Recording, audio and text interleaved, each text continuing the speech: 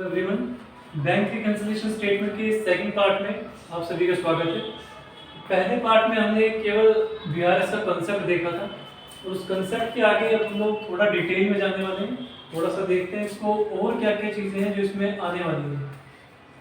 तो bank reconciliation statement लाने के लिए सबसे पहले जैसे हमने किया था बैलेंस एज पर कैश बुक, हम कैश बुक के हिसाब से पहले लेकर चलने वाले हैं। एक डेबिट हम यहाँ पर और लिख देते हैं कि डेबिट बैलेंस है कैश बुक में हमारी। अब वो डेबिट बैलेंस क्या होता है, जो अभी हमारे 5000 है, ये डेबिट बैलेंस है। क्रेडिट बैलेंस क्या होगा वो मैं आपको बता दूंगा, जब वो आएगा वो मैं आपको बता दूंगा। ये अभी डेबिट बैलेंस है।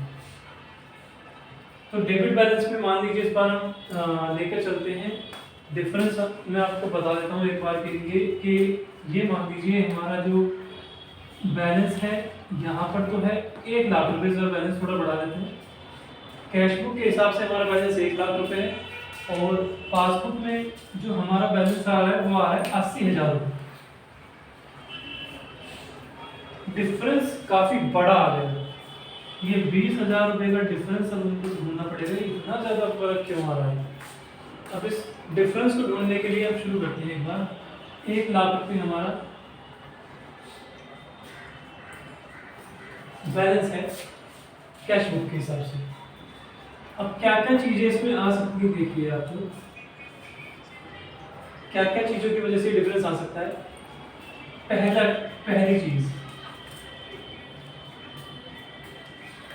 आपने किसी अपनी पार्टी को चेक दिया था और उसने उस चेक को अभी तक बैंक में नहीं डाला, तो वो डिफरेंस क्रिएट करेगा।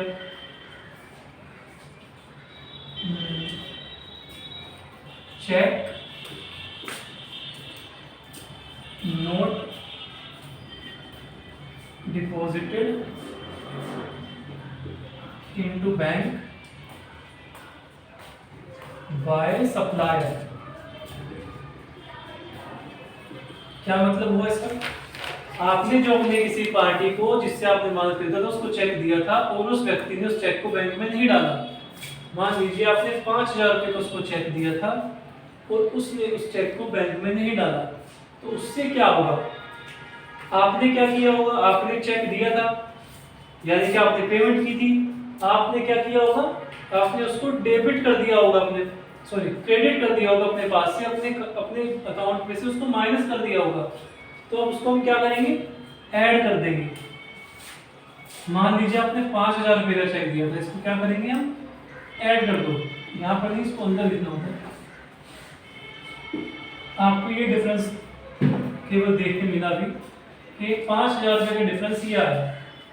आपने क्या किया, चेक दिया अपने सप्लायर को, उसने बैंक पे नहीं डाला, तो आप इसको ऐड कर दो। आपने क्या किया था, आपने इसको माइनस कर दिया था, इसको ऐड कर दो। सेकंड थिंग और क्या आ गई,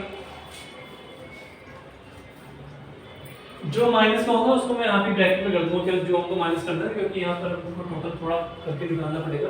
हालांकि ऐसे किया जाता है कि ऐड वाले हम अलग से लिखते हैं और जो माइनस करने होते हैं उसको हम अलग से लिखते हैं, लेकिन अभी हमको केवल ये कंसेप्ट समझाना है, तो हम सभी जो जितने भी पॉइंट्स हैं सभी को एक ही जगह पर लेकर चलेंगे और जो माइनस करना होगा उसको नहीं माइनस में लिखा दूंगा। वैसे मैं देखो ऐसे करना होता है कि जैसे ये पॉइंट हमको ऐड करना था, ये मुझे ऐड करना है, मैंने बोला आप इसको ऐड कर देंगे, तो आप क्या करोगे, यहाँ पर ऐड लिखेंगे।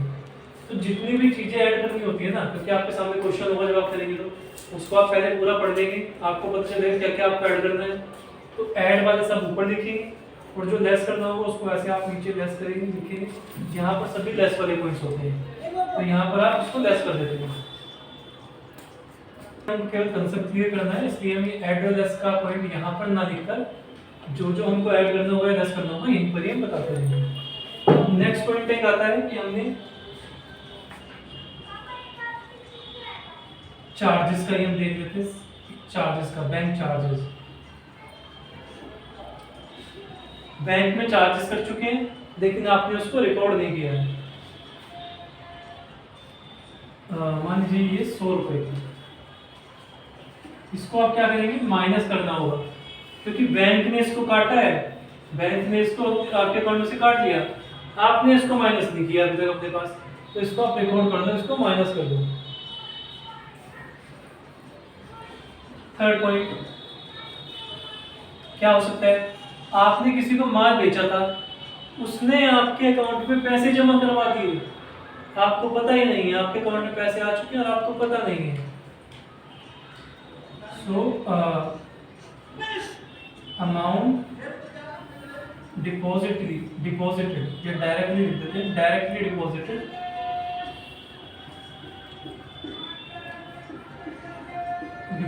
By customer into bank. Amount directly deposited into bank by the customer, किसी कस्टमर को हमने माल बेचा था, उसने बैंक में पैसा जमा कर दिया और हमें पता ही नहीं है, हमने कैश बुक में अपनी रिकॉर्ड ही नहीं किया, या अपनी बैंक अकाउंट में जो हम बैंक अकाउंट बनाते हैं अपने पास कैश बुक में, उसमें हमने रिकॉर्ड ही नहीं किया है। तो चेक उसने कितने का जमा किया है? 10,000 का। ठीक है, तो अब देखिए ऐड क्यों कर रहे हैं? क्योंकि हम कैश बुक के हिसाब से हमने जो है बैलेंस लिखा हुआ है और हम निकाल रहे हैं अपना पासबुक के हिसाब से।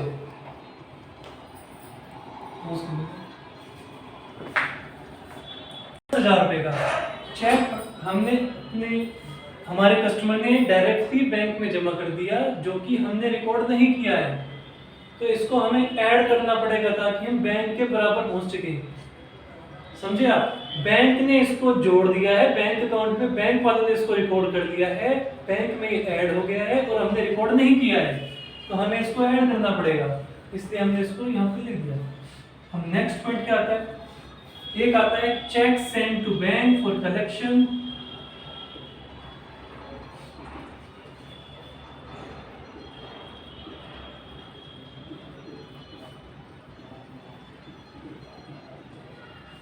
But not credited.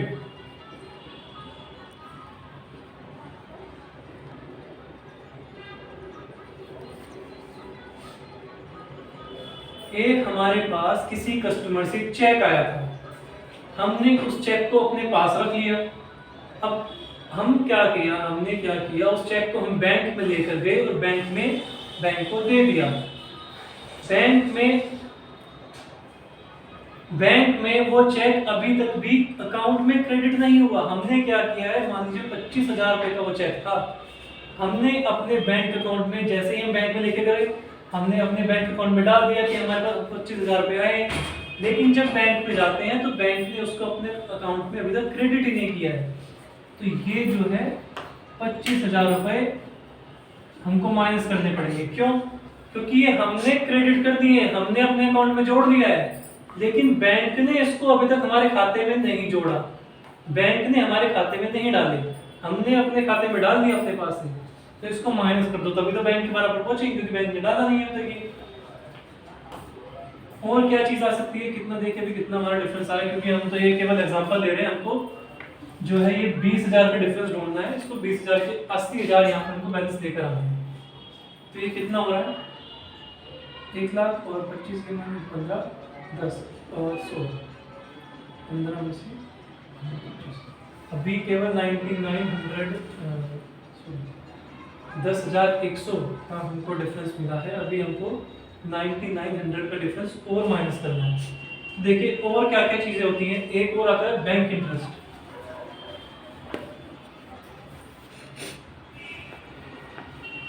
Current account पे तो कोई इंटरेस्ट नहीं मिलता है, लेकिन जो मान लीजिए अगर ये सेविंग अकाउंट हम इसको मानकर चले तो सेविंग अकाउंट में इंटरेस्ट मिलता है।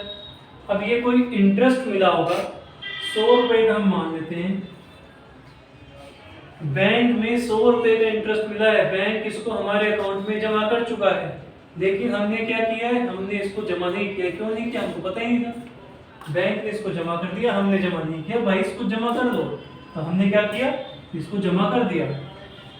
नेक्स्ट पॉइंट और क्या देखने मिलता है? एक पॉइंट अब हम लेके चलते हैं, क्या होता है कि मान लीजिए हमसे कोई चीज रिकॉर्ड करने में गलती हो गई, अमाउंट रॉन्गली डेबिटेड और क्रेडिटेड, हमने गलत लिख दिया।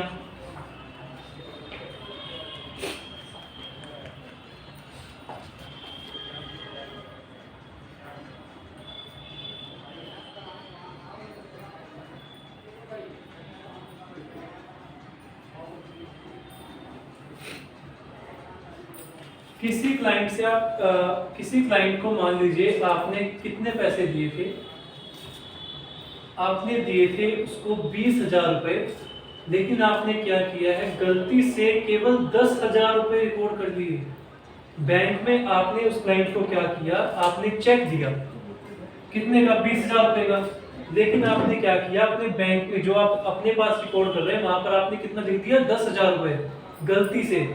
और लेकिन बैंक में से आपके कितने पैसे कटे, 20,000 रुपए।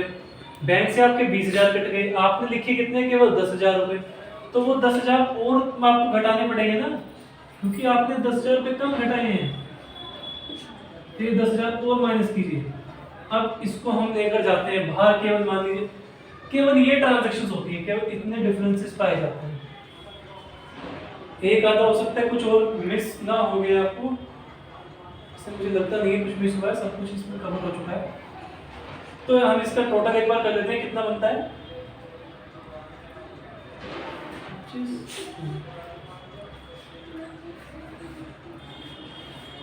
हाँ जी ठीक है, ये हो गया 35 और ये 15 माइनस 20, ठीक। तो ये 20,000 आता है माइनस में। अब हम अगर हम निकालेंगे यहाँ पर, हमको करना है बैलेंस एज पर,